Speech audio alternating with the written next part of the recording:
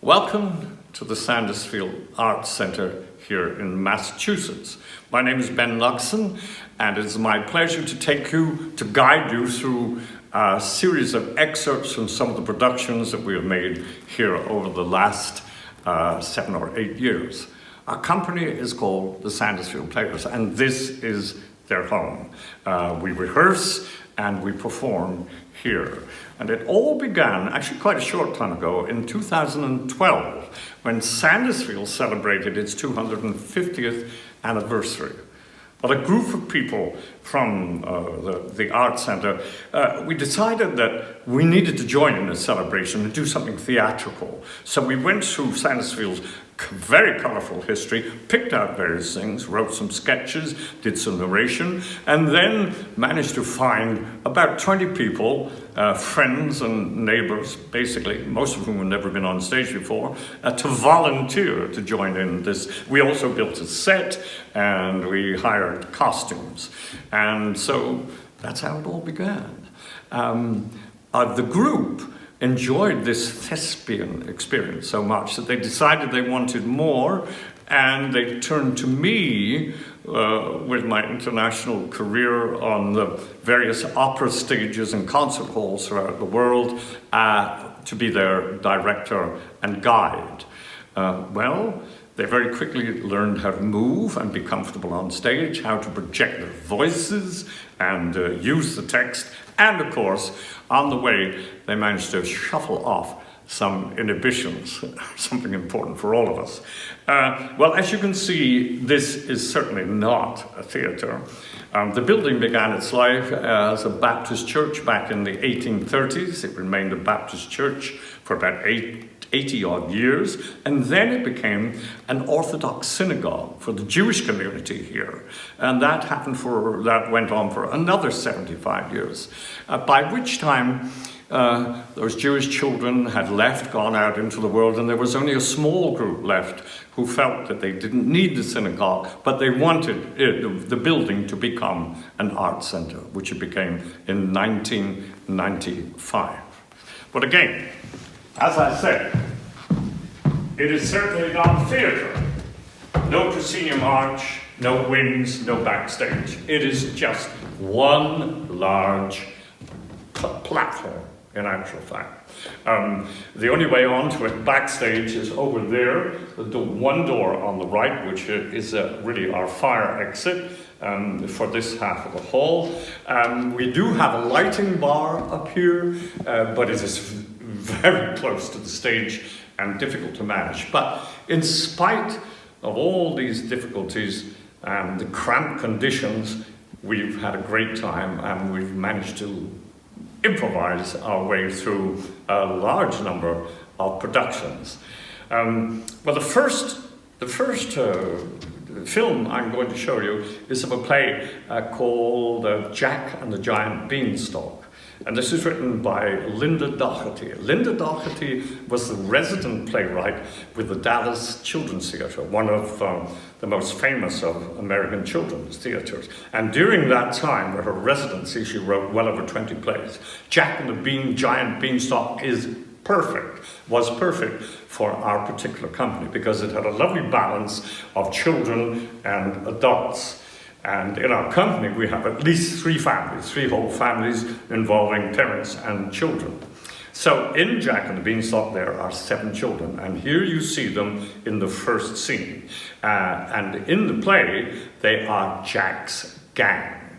And so we see Jack and Ned, his second in command, having a sword fight, which turns into a kind of, suddenly all the gang is involved, and it turns into a sort of communal massacre. Ned, press on!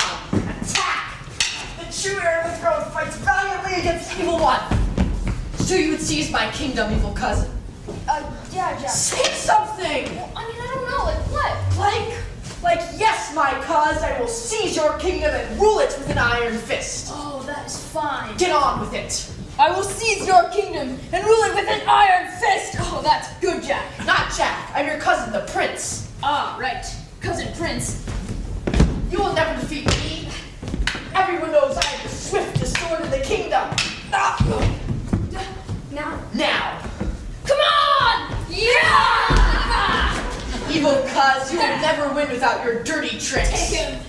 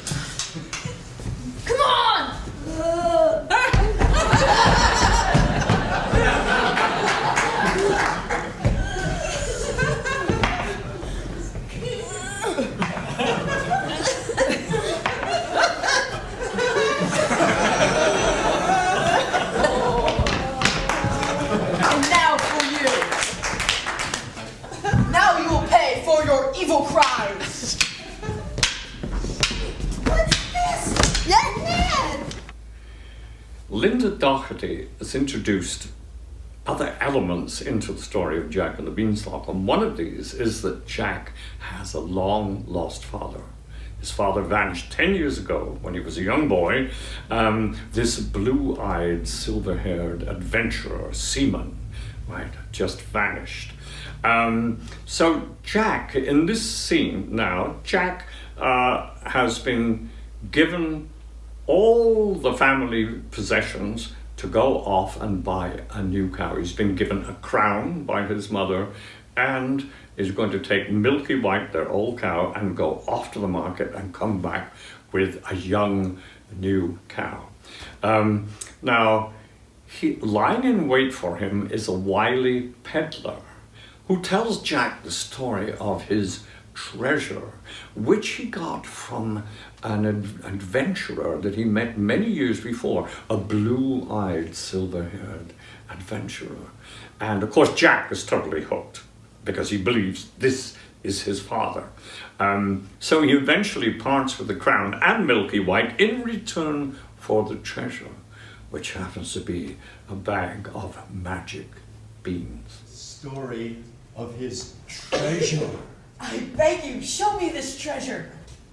Well, okay, I will, but I fear when I do, you'll want to trade it from me.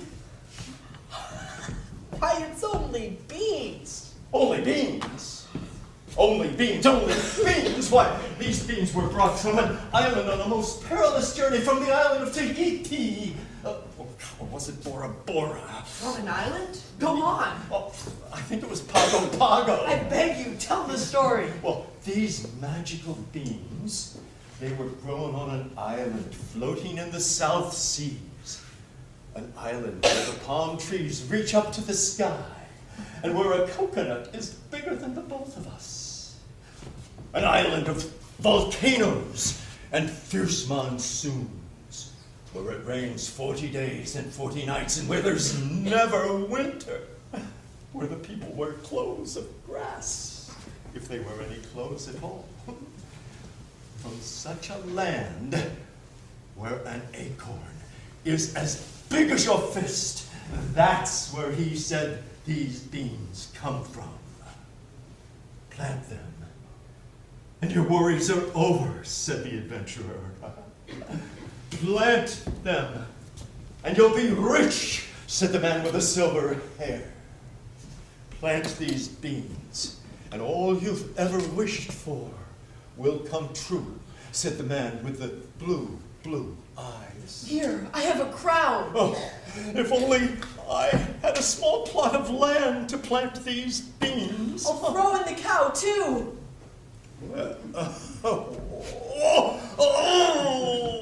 You've won, sir. You've won. I'm no match for you. Oh, for the crown and the cow, the beans are yours. Oh, give me that rope, young man, to catch the cow. She'll pull my cart and save my poor back. It's yours, friend, and thank you. Oh. Thank you. Oh, and thank you, young sir. Ooh, that was a good story that clever adventurer told me. You know, I believed him. He seemed to believe it himself. Too much sun, no doubt. Oh, well, my good heart has cost me a suit of clothes and a pair of shoes. But now I've been repaid tenfold. What a trade I've made. A cow and a crown. A crown. Oh, beans, beans, beans, beans, beans. Oh. Milky white, milky white.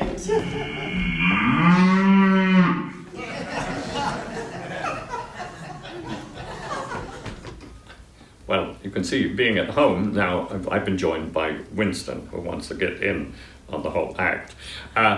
Right, well, Jack now has planted the magic bean. It turns into and so he suddenly finds a giant beanstalk outside his house, which he climbs, and then finds himself in the giant's home.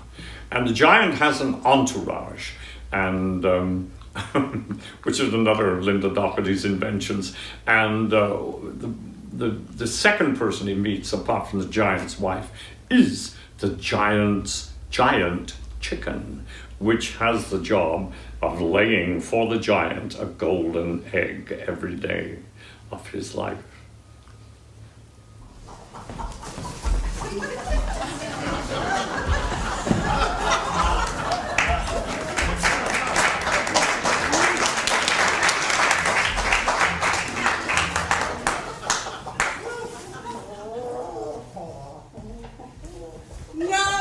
No, this won't do.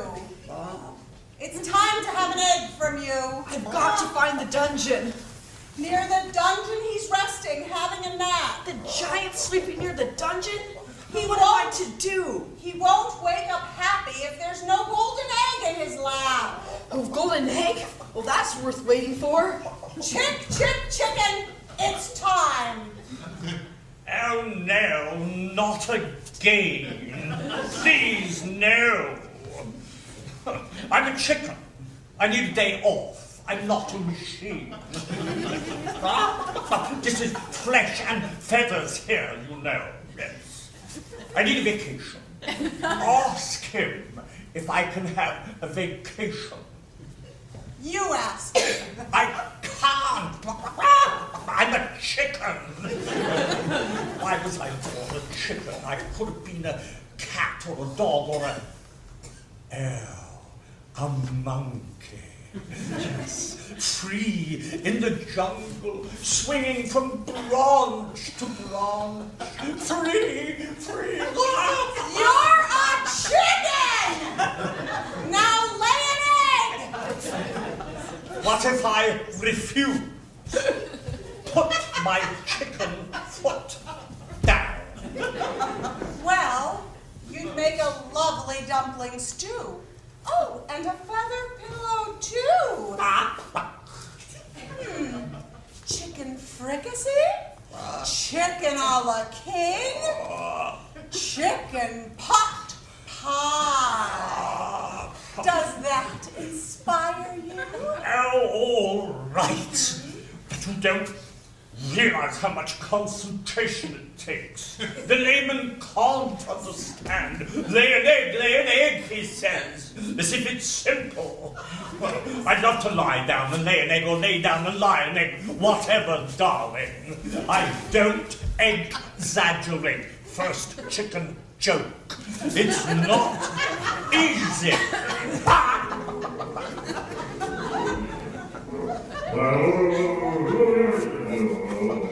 Oh, he's coming.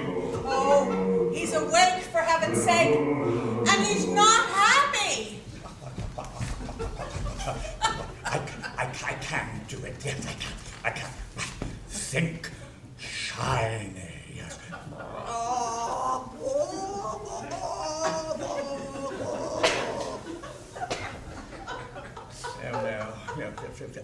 Think metal.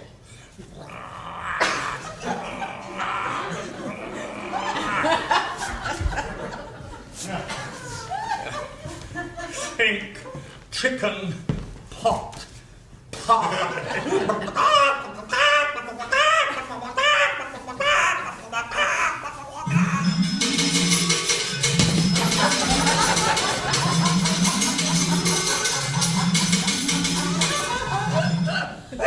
I did it! Another 24 hours safe from the stew pot. I say, who are you? Don't touch that egg. It's gold. Of course it's gold. What do you expect, an omelette? Now, put the egg down. Yes, put the egg down. Yes, oh yes, I will. There will be trouble. I have to take it to the cranky giant, and I don't want to ruffle his feathers. This golden egg would take care of my mother for the rest of her days. Don't get me squawking, boy. Put the egg back. Well, I lost it, but foul play, you foul play. Yellow card. My mother, chicken.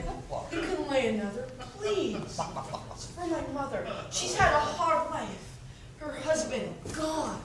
Me to look after was nothing. Nothing. It's for my mother, chicken. My mother. Stop plucking the strings of my heart. I had a mother too. She kept me warm when I was a little egg. And then when I hatched out, she provided for me. Yes. 3 worms a day, and all the grub I could eat. I'm going out on a limb here. Take the egg. Take the egg for your mother. I'm grateful, chicken. I'll be back tonight to find my father, and I'll flee from the giant too. Don't worry about me, young man. I'll just wing it. Chicken joke number 2. Chicken joke number 3. You just fly the coop to your mother. Thank you, chicken. Out of the frying pan into the fire. Yes. Well, I can do it. I can. Yes, now, do it all again. Yes, think shiny. It's not going to work, is it? No, darling, it's no. Think metal. No. Think chicken pot pie.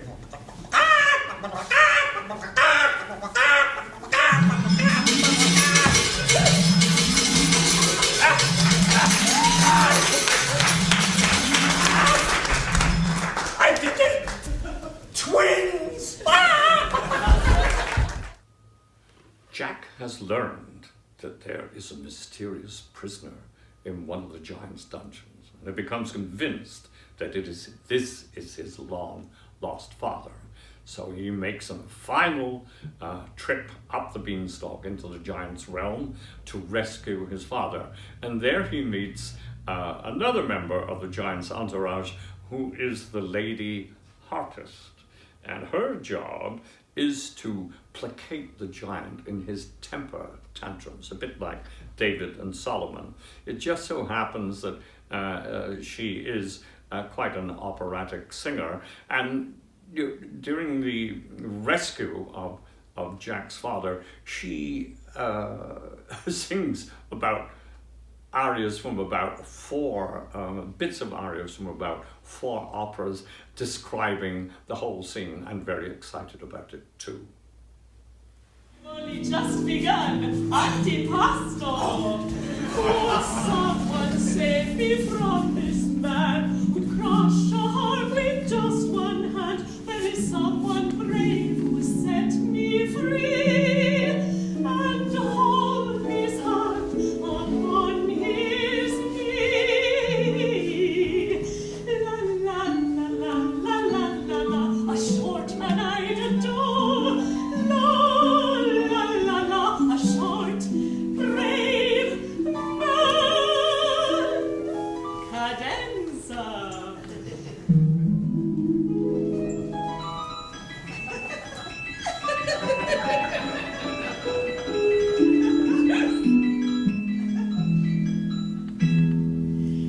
My hero forevermore.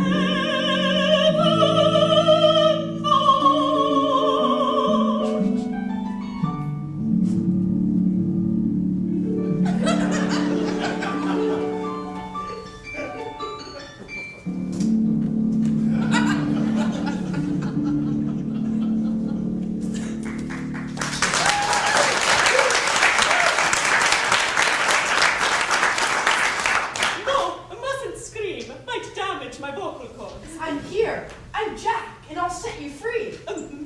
Me? That was just a song. An artistic espressione. A musical fantasia. My mother loves the harp. I'll take you home. You can sing whenever you like. I don't know. Do, re, mi, fa, si, la, ti, do. Do, re, mi, fa, si, la, ti, do. Do, re, mi, fa, si, la, ti, do. Do, ti, la, so, fa, mi, re. Yes! You only have to do one thing, and you're free forever. There's always a string attached. Tell me, harp, where's the dungeon? The dungeon? A small room with a lock and bars. Bars? Oh, I know a finer song in 16 bars. Come, you No! Bars, to keep someone inside. Perhaps a silver-haired prisoner? Oh, him. He loves the music. A man of note. Tell me, harp. I have to find him. He's my father. Your father? Why did you not say so before? The dungeon's that way. Oh, this is just like an opera I once saw. He has found his father, beloved father.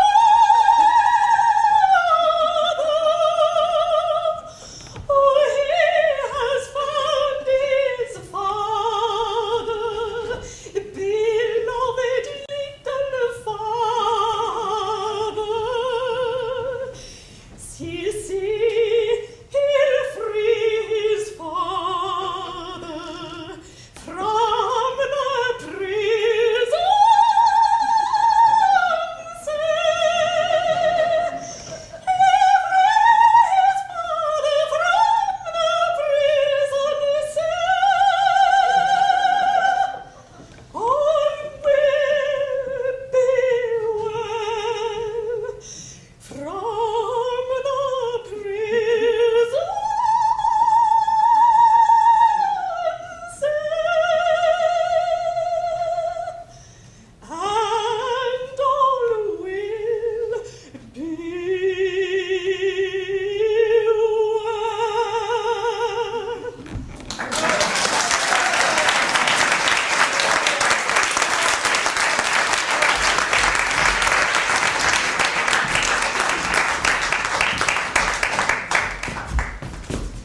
Jack, my son, It's you! How did you ever find me? No time to talk, Father. Hurry! But the giant will catch you too! He's too big to fit through that door. Jack! Look, there's the father, beloved father. He's found his father, beloved father. The hero said. Quiet, Harp. You'll wake him from his nap. And what are you shrieking at? I'm not shrieking, not shrieking. I'm singing. I am singing, and it's the finale.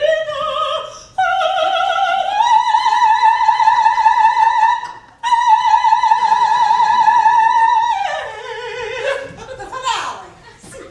The hero's father has escaped. The hero's father has escaped. See, he's freed him from the nasty dungeon cell. And now they will escape. Will escape.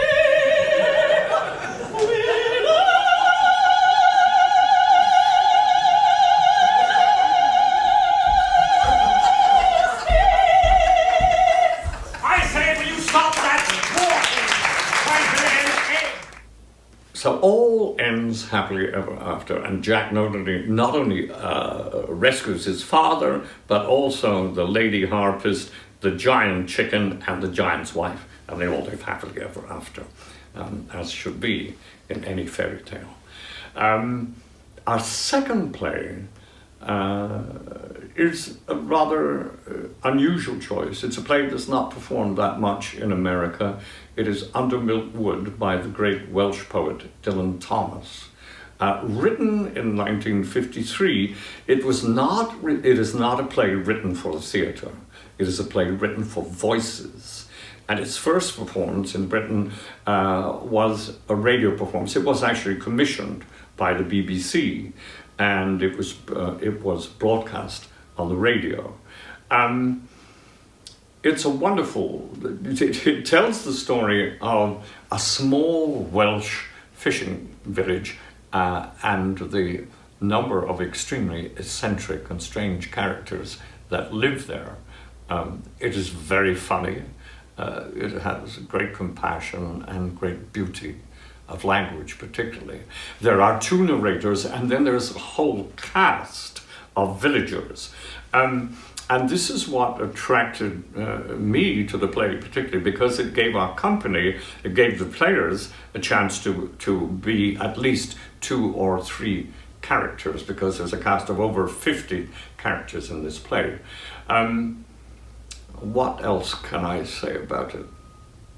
It has 2 narrators, and the story really is one day in the life of the village. Llanfairpwll, it is.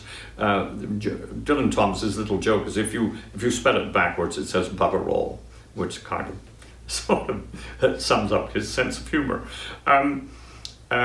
So the play takes place in one day, and we see, first of all, the narrators take us into the dreaming village, the sleeping, dreaming village, and looks into their world of dreams, and then goes into the normal day's activity. So our first scene is from the dream section in the first act, and we see the blind sea captain, retired sea captain, Captain Cat. As he dreams, he's visited by his drowned sailor friends who nuzzle up to him, and they want to know what is happening on Earth, and they want to know about the girlfriend that many of them shared, Rosie Probert. Only you can hear and see, behind the eyes of the sleepers, the movements and countries and mazes and colours and dismays and rainbows and tunes and wishes and flight and fall and despairs and big seas of their dreams. From where you are, you can hear their dreams. Captain Cat, the retired blind sea captain, asleep in his bunk in the seashell, chicken bottle, ship-shaped best cabin of schooner house, dreams of never such seas as any that swamped the decks of his SS Kidwelly, bellying over the bedclothes and jellyfish slippery, sucking him down salt deep into the davy dark, where the fish come biting out and nibble him down to his wishbone, and the long drowned nuzzle up to him. Remember me, Captain? You're Dancing Williams. I lost my step in Nantucket. Do you see me, Captain? The white bone talking? I'm Tom Fred, the donkey man. We shared the same girl once. Her name was Mrs. Probert. Rosie Probert, 33 Duck Lane. Come on up, boys. I'm dead. The next little snippet is Farmer Utah Watkins, who is trying to count sheep, count himself off to sleep, accompanied by his knitting, bleating wife, Mrs. Utah Watkins. At the sea end of town, Mr. and Mrs. Floyd, the Cocklows, are sleeping as quiet as death, side by wrinkled side, toothless, salt, and brown, like two old kippers in a box. And high above in Salt Lake Farm, Mr. Utah Watkins counts all night the white-faced sheep as they leap the fences on the hill, smiling and knitting and bleating, just like Mrs. Utah Watkins. 34, 35, 36, 48, 89. Knit one, slip one, knit two together, pass the slip stitch over. And now the town is awake, and the first character that we meet is Lily Smalls. Lily Smalls is, you would call it now, the home help of Mr. and Mrs. Butcher Bynum. And she gets up, and the first thing she does is look in Mr. Bynum's shaving mirror and recall the night, her night's dream.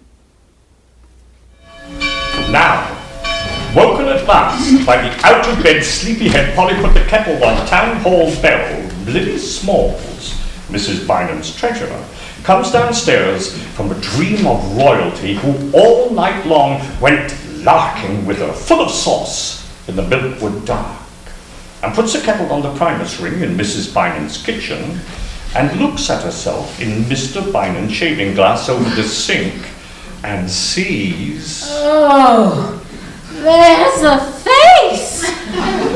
Where'd you get that hair from? Got it from an old tomcat. Well, give it back then. Oh, there's a perm. Where'd you get that nose, Lily? Got it from my father, silly. Well, you got it on upside down. There's a conch. Oh, look at your complexion. Oh, no. You look. Needs a bit of makeup. Needs a veil. Oh, there's the glamour. Where'd you get that smile, Lil? Never you mind, girl. Nobody loves you. That's what you think. Who is it loves you then? Shan't tell. Oh, come on, Lil. Cross your heart then. Cross my heart. And very softly, her lips almost touching her reflection, she breathes the name and claps the shaving glass. Lily? Oh, yes, Mom.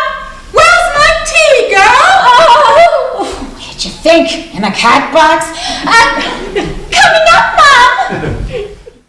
In Mrs. Organ Morgan's shop, where everything is sold, a little group of the town's ladies meet for their morning gossip. And some of the fun is directed at Mrs. Organ Morgan herself. As the women scratch and babble in Mrs. Organ Morgan's general store, where everything is sold.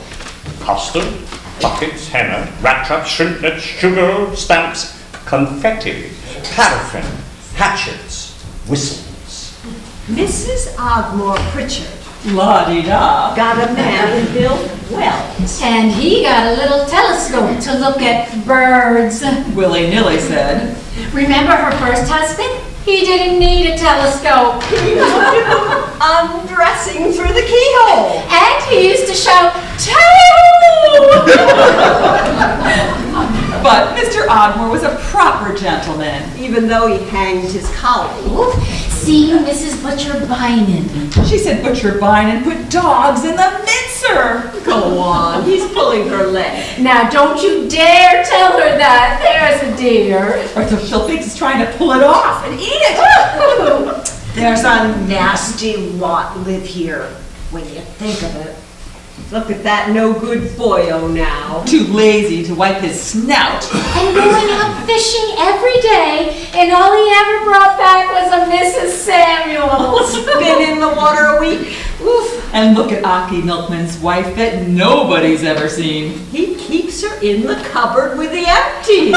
And think of dye bread with 2 wives. One for the daytime and one for the night. Men are brutes on the quiet. And how's Organ Morgan, Mrs. Morgan? Oh, you look dead beat. It's organ all the time with him.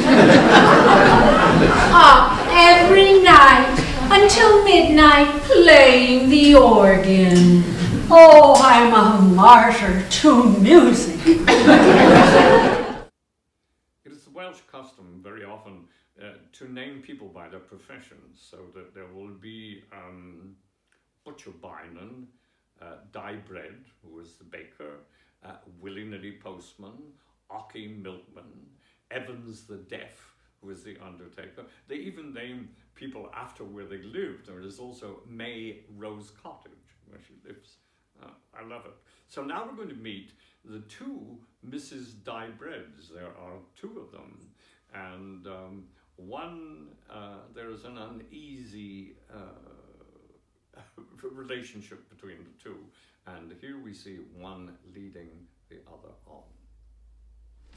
Mrs. Dyebread 1 and Mrs. Dyebread 2 are sitting outside in their house on Donkey Lane. One darkly, one plumply, blooming in the quick, dewy sun. Mrs. Dyebread 2 is looking into a crystal ball which she holds in the lap of her dirty scarlet petticoat, hard against her hard, dark thighs. Cross my palm with silver, out of her housekeeping money. Oh. What'd you see, lovey? I see a feather bed with 3 pillows on it and a text above the bed. Oh, I can't read what it says. There's great clouds blowing. Now they've blown away. God is love, the text says. That's our bed. Oh, now it's vanished. The sun's spinning like a top. Who is this coming out of the sun? It's a hairy little man with big pink lips. He's got a wall eye. It's Dye! It's Dye Bread! The feather bed's floating back. The little man's taking his boots off. Yes. He's pulling his shirt over his head. He's beating his chest with his fists. Yes, go on. Climbing into bed. Go on, go on. Oh, There's two women in bed. He looks at them both with his head cocked on one side. He's whistling through his teeth. Now he grips his little arms around one of the women. Which one? Which one? I can't see anymore. There's great clouds blowing again. Oh, the mean old clouds! And this little scene leads into a final snippet where Polygarta is singing as she scrubs the floors of the women's welfare. Polygarta is a lovely creation. Polygarta lives for love, and she has been loved by many of them, the town's men and men from the countryside roundabout. And as she says, there's nothing grows in our garden but washing and babies. And where's their father? Over the hills and far away. The morning is all singing. The Reverend Eli Jenkins, busy on his morning calls, stops outside the welfare hall to hear Polly Garter as she scrubs the floor for the Mothers' Union dance tonight.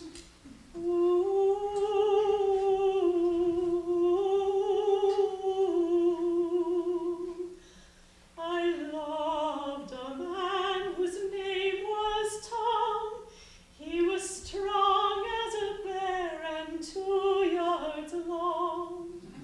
I loved a man whose name was Dick. He was big as a barrel and 3 feet thick. And I loved a man whose name was Harry, 6 feet tall and sweet as a cherry. But the one I loved best, awake or asleep, was little Willie Wee, and he's 6 feet deep. Oh, Tom, Dick, and Harry were 3 fine men, and I'll never have such loving again. But little Willie Wee, who took me on his knee, little Willie Wee was the man for me. Ooh.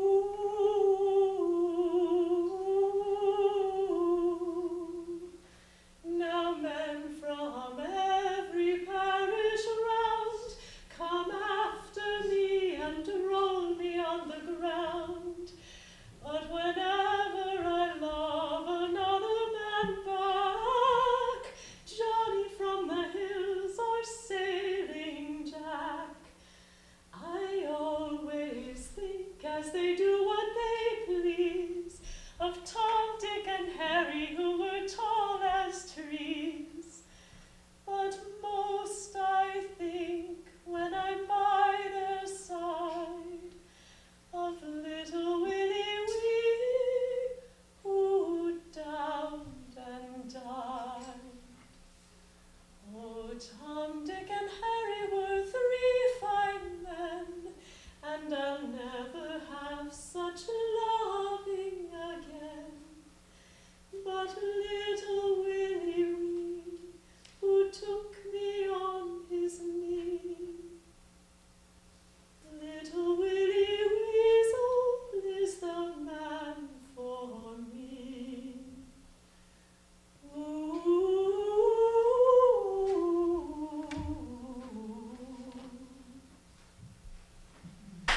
Praise the Lord, we are a musical nation. The last play in this little program is probably the most adventurous venture that we attempted, and it is Charlie and the Chocolate Factory. And it's not just the play, it is one of the many musical versions of the play. This one is the original one from the original film, which was called Willy Wonka and the Chocolate Factory with Gene Wilder. And the music is by Anthony Newley, the text is by Leslie Bricusse. And And there were some really good numbers. So it was the first time we had ever attempted anything really musical. It was it was a big venture. And there's no need for me to tell you the story of Charlie and the Chocolate Factory. I think pretty well everyone knows it. So our first clip is poor Charlie, you know, with his impoverished family, living with his 2 sets of grandparents in their 90s who are still surviving, and his mother. And Charlie has to pass, on the way home from school, has to pass the candy shop every day. And of course he can't buy, he has no money to buy any candies, but he sees all the children in there munching their chocolate and their candy bars. And so this is the Candyman's song. All right. Now, let's see. What'll it be for you? Triple cream cup for Christopher, huh? A squelchy snorter. Squelchy snorter for Olivia. No, I want a squelchy snorter. And another for June Marie. Mom, give me a sizzler. Now, listen. Wonka's got a new one today, huh? What is it? Take a look at this. This is called a scrumdiddlyumptious bar. A scrumdiddlybumptious bar? How's he do it? My dear boy, do you ask a fish how it swims? No. Or a bird how it flies? No. No, siree, you don't. They do it because they were born to do it. Just like Willy Wonka was born to be a candy man. Who can take a sunrise, sprinkle it with dew, cover it with chocolate and a miracle or two? The candy man. The candy man. Willy Wonka can. Willy Wonka can. The candy man can, 'cause he mixes it with love and makes the world taste good. Who can take a rainbow, wrap it in the side, soak it in the sun and make a strawberry lemon pie? The candy man? Yes, siree. The candy man can. The candy man can, 'cause he mixes it with love and makes the world taste good. And Willy Wonka makes everything he bakes satisfying and delicious. Talk about your childhood wishes. You can even eat the dishes. Who can take tomorrow, dip it in the dream, separate the sorrow and collect up all the cream? The candy man. Willy Wonka can. The candy man can. Just the candy man can, 'cause he mixes it with love and makes the world taste good. And the world tastes good 'cause the candy man thinks it should.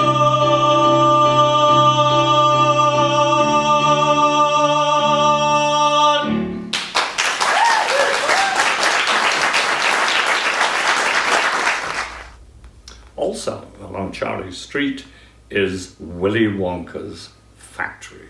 Willy Wonka, the maker of chocolates, candies, are the most adventurous, the most wonderful of anyone in the world. Well, Willy Wonka decides to hold a kind of competition in which he issues 5 golden tickets in his Wonka bars, only 5.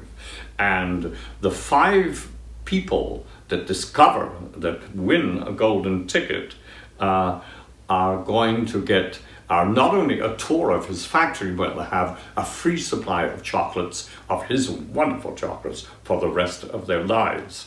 Well, at this stage in the play, 4 tickets have been discovered. And Charlie wants more than anything else in life one of those golden tickets. Well, one day when he's coming home from school, he sees something glittering in the gutter, and he looks down, and it is a coin. So at last he has money. There's no one looking for it, there's no one around, so he takes it, runs to the candy shop, and buys a Wonka bar, which of course contains the 5th golden ticket.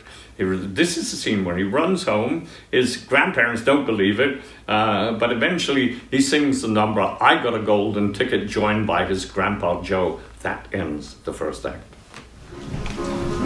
Charlie's a little late tonight. Oh, don't worry. Everything's okay. Yeah, he's a smart boy. He can take care of himself. I got it! I got it! The big golden ticket is mine! No, not that again. There aren't any more golden tickets. No! The last golden ticket was a fake! It said so in the papers. I found some money in the street, and I bought a Wonka bar with it, and the last golden ticket was in it! Wow! See for yourself, Grandpa! Sure.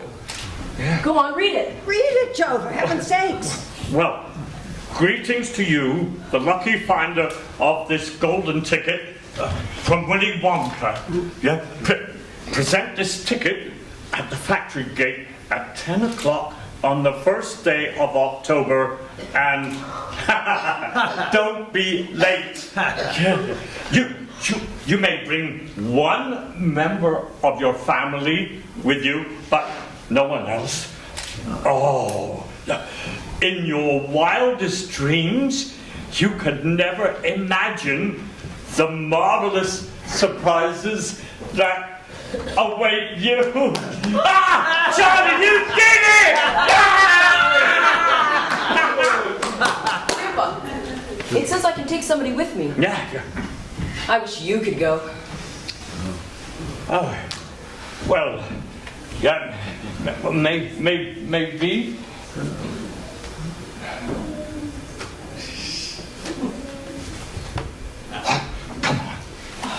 Come on, Charlie. Give me a hand. Okay. Wait. Let's see what we can do. Yep, go on. Right. Okay. Okay. Yeah.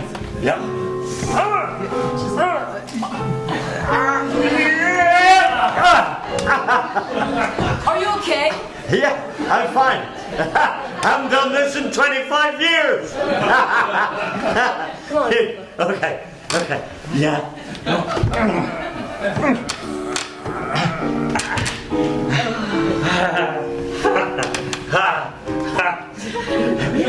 Look at me!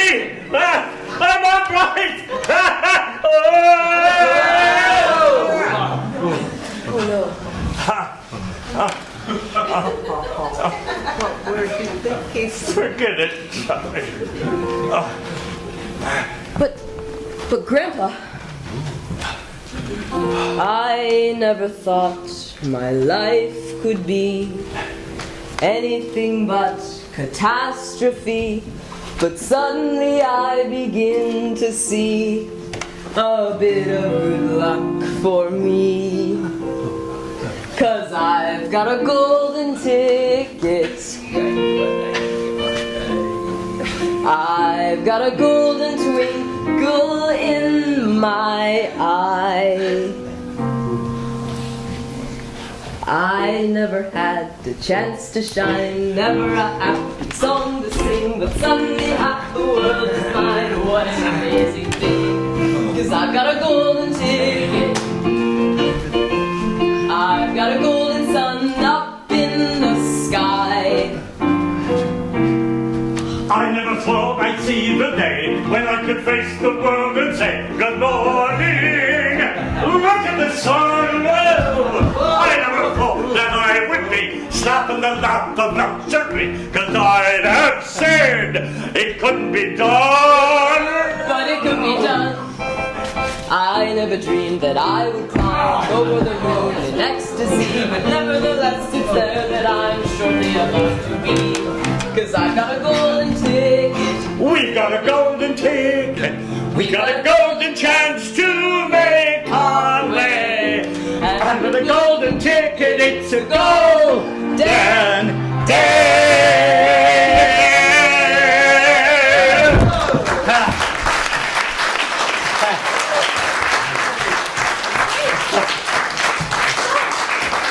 It says October the 1st. That's tomorrow. Well, the 5 winners of the golden tickets are now in Willy Wonka's factory. And Willy Wonka now unveils the first of his wonders, the chocolate room. And while they're wandering around, he sings probably the best number in this particular show. It's Pure Imagination.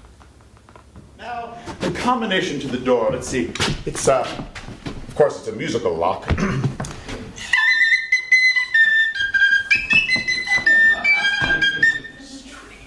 No, that's not it. I guess that's the combination to the chocolate jacuzzi room.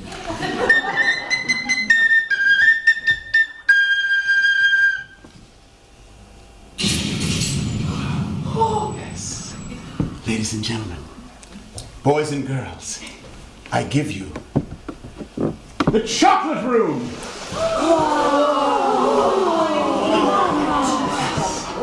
Hold your breath. Make a wish. Count to 3. Yes. Come with me, and you'll be in a world of pure imagination. Take a look, and you'll see into your imagination. We'll begin with a spin, traveling through the world of my creation. What you'll see will defy explanation. If you want to view paradise, simply look around and view it. Anything you want to, do it. Want to change the world? There's nothing to it. Would you like to go in? Yes! Let's go this way. I do assume the road is up to code. There is no life I know to compare with pure imagination. Living there you'll be free if you truly wish to be.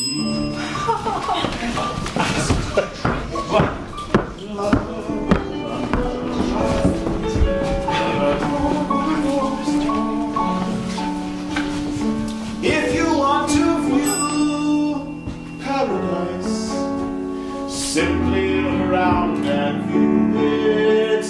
Anything you want to, do it. Want to change the world? There's nothing to it. There is no life I know to compare with pure imagination. Living there you'll be free if you truly wish to be.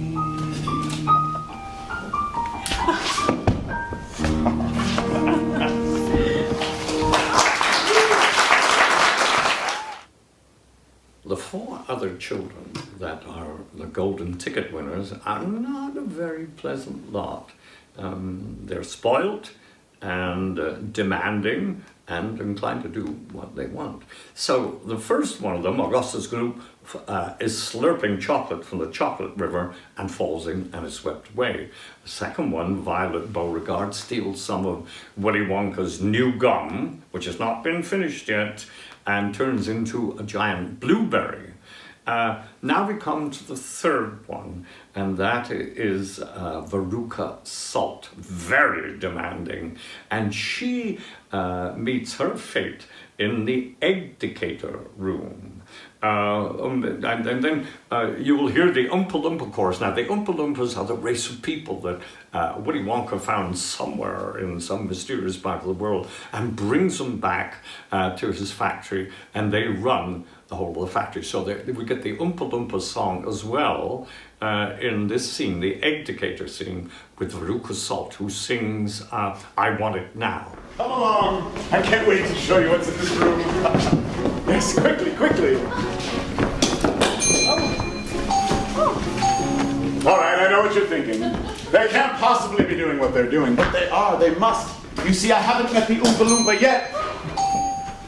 Who can do it? Yes, these are the geese that lay the golden eggs. Yes, now as you can see, they are more colorful than normal geese. They're my multicolored geese laying golden-colored eggs. They're laying overtime right now for Easter. But Easter's not for another 6 months. Shh, they don't know that. Trying to get ahead. Wonka, what happens when you drop one of those eggs? Well, you have an omelet fit for a king, sir. Well, are they chocolate eggs? They're golden chocolate eggs, and that's a great delicacy, yes. But I wouldn't get too close to them. They're very, very temperamental. Yes. That's why we have the egg decatur. Egg decatur what? The egg decatur. You see, the egg decatur can tell the difference between a good egg and a bad egg. So if it's a good egg, it's shined up and shipped all over the world. But if it's a bad egg,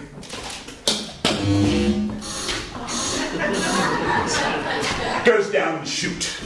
That's what's known as an educated educator. That's a lot of nonsense, isn't it, Wonka? A little nonsense now and then is relished by the wisest men.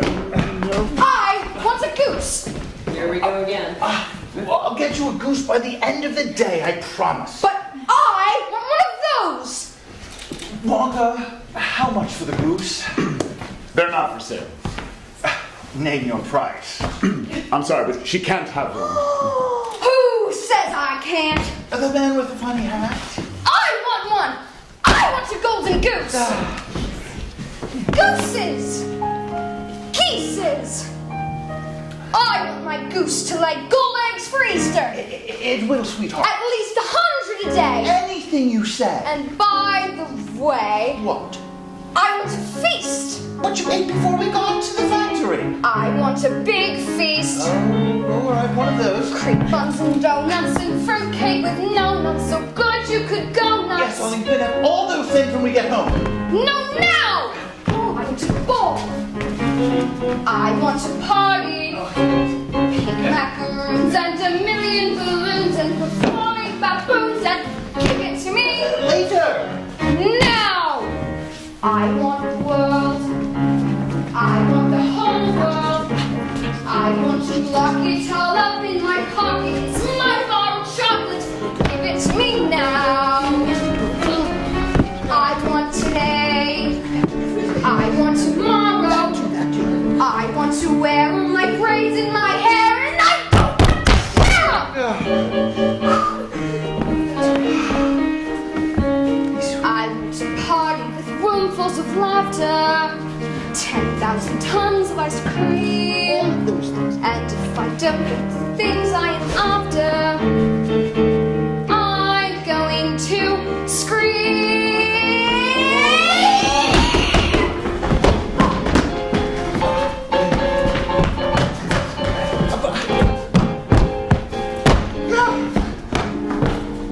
I want the works. I want the whole works. Presents and prizes, and sweets and surprises, of all shapes and sizes, and now don't care how. When we get home. I want it now. Oh, don't care how. I want it now.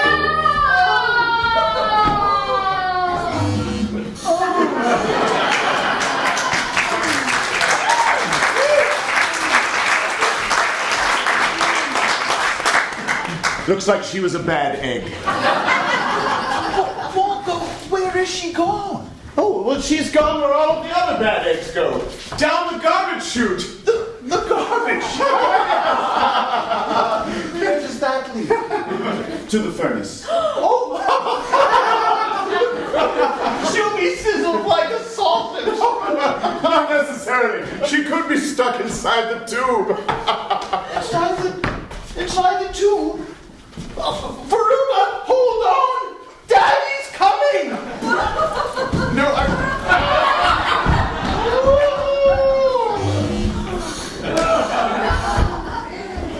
It's going to be a lot of garbage today. Oh, Charlie, I guess Mr. Salt got his wish. What? Veruca went first. Mr. Wonka, they won't really be burned in the furnace, will they? Well, I think the furnace is lit only every other day, so they have a good sporting chance, haven't they? Right this way.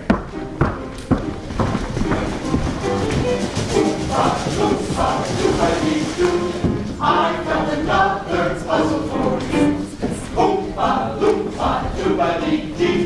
If you are wise, you will listen to me. Who do you blame when your kid is a brat?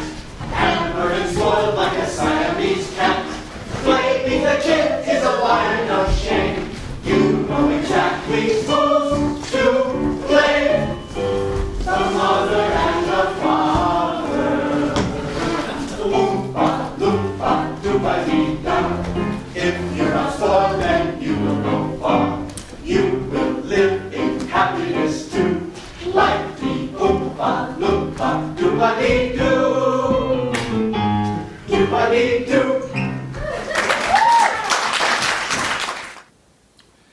Mike TV, the fourth of these children, manages to turn himself into a miniature Mike TV inside a television set. And so his parent has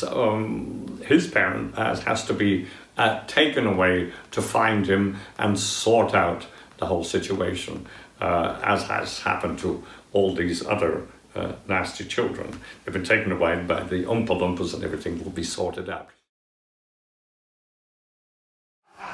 Now, button, who's got the button? It's there. This one? Yeah. All right, if you say so. And go! The invention of a confectionery giant! Let's see.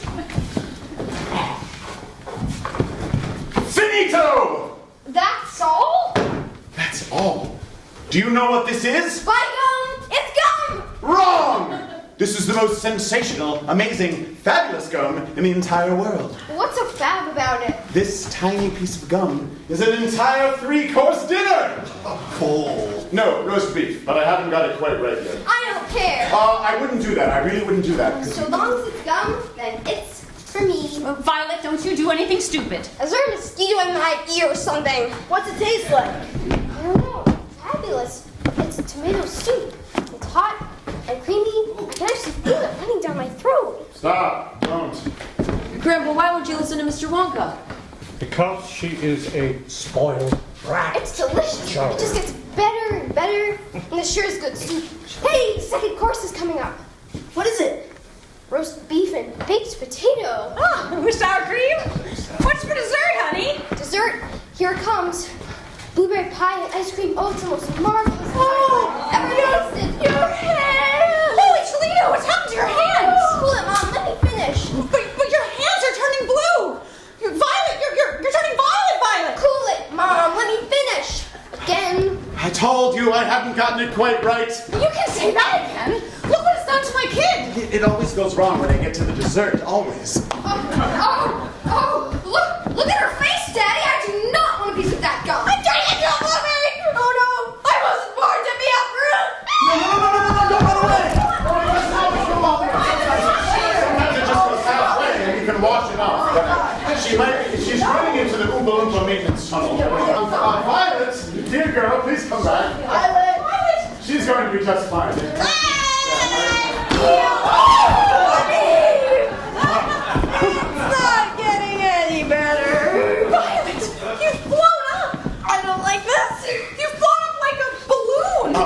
Like a blueberry. You're violet. She doesn't look so good. Somebody do something. Call a doctor. Stick her with a pin. Pop her with a pistol. Pow. No, she'll pop. It happens every time. They always turn into blueberries. You've really done it this time, haven't you, Wonka? I'll thank you for this. We've got to let the air out of her quick. There's no air in there. It's all juice. Yes.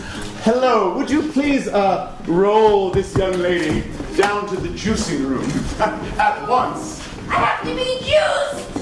before she explodes. She'll be fine. And that leaves Charlie. And Charlie, everything is fine. Charlie has been perfect, and so he's going to get his chocolate for the rest of his life.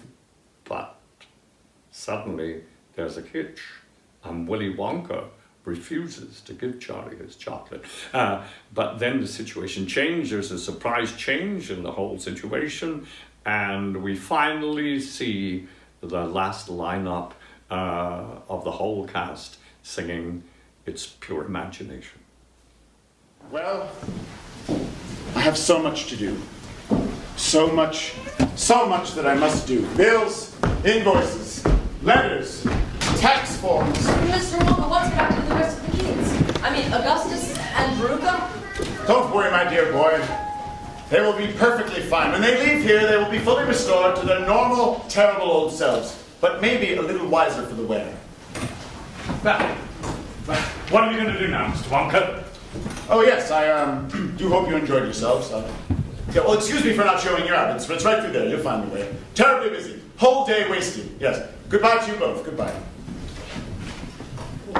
What happened? Did we do something wrong? I don't know, Charlie, but I'm going to find out. What about the chocolate, Mr. Wonka? The chocolate for Charlie? There's no chocolate, sir. I'm very busy. Good day. You made a promise that he would have a lifetime supply of chocolate, and I'm not leaving here until he gets it.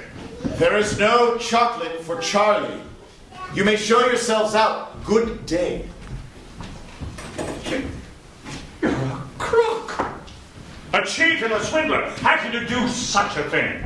You build up the boys' hopes and then smash them to pieces. You broke the rules, so you lose! You don't get anything.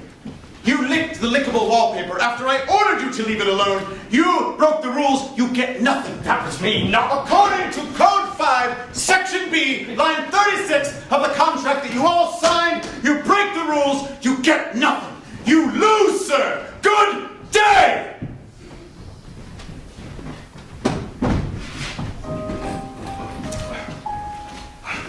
Let's get out of here, Charlie.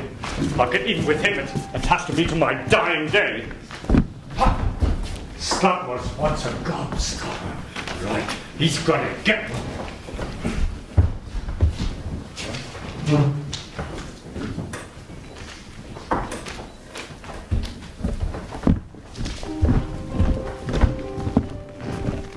Mr. Wonka?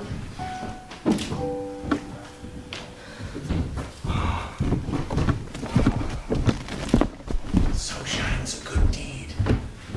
Charlie! Charlie! You've won! You did it! You did it, Charlie! Oh, I knew you would do it. I just knew you would. Forgive me for putting you through this, Charlie. Oh, Mr. Wilkins! Come in! Please, Charlie, meet Mr. Wilkins. Pleasure. Slugworth! No, he's not Slugworth. He works for me. Charlie, I had to test you, Charlie. And you passed the test! Congratulations, young man. You won! Won what? The jackpot! The grand and glorious jackpot! Oh, the chocolate? Yes, the chocolate, Charlie. But that's just the beginning. Charlie, how did you like the factory? Well, I think it's the most wonderful place on the entire world.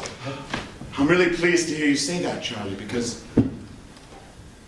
I'm giving it to you. Well, that's all right, isn't it?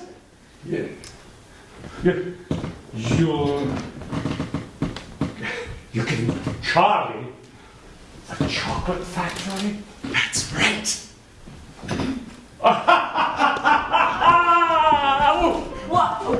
What? I can't go on forever, and I don't really want to try. And who could I trust to run the factory and look after the Oompa Loompas for me when I'm gone? I'm not a grown-up. A grown-up would want to do everything their own way, but I decided long ago that I needed to find a child. An honest, loving child to whom I could teach all of my most precious candy-making secrets. So that's why you sent out the golden tickets? That's right, Charlie. So the factory, it's yours. You can move in right away. And me? Absolutely. Well, what about the rest? The whole family, Charlie. I want you to bring them all. Charlie, don't forget what happened to the man who got everything he ever wanted. What happened? He lived happily ever after. Come with me, and we'll be in a world of pure imagination. Take a look, and you'll see into your imagination. We'll begin with a spin, traveling through the world of our creation. What you'll see will defy explanation. If you want to view paradise, simply look around and view it. Anything you want to do it. Want to change the world, there's nothing to it. There is no life I know to compare with your imagination. Living there you'll be free if you truly wish to be.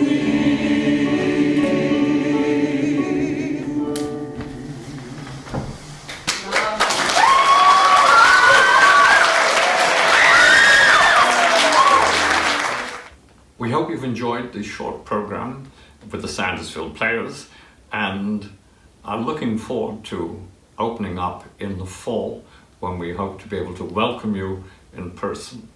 If you wish to help us with a donation, then please text SARC to the number 44321.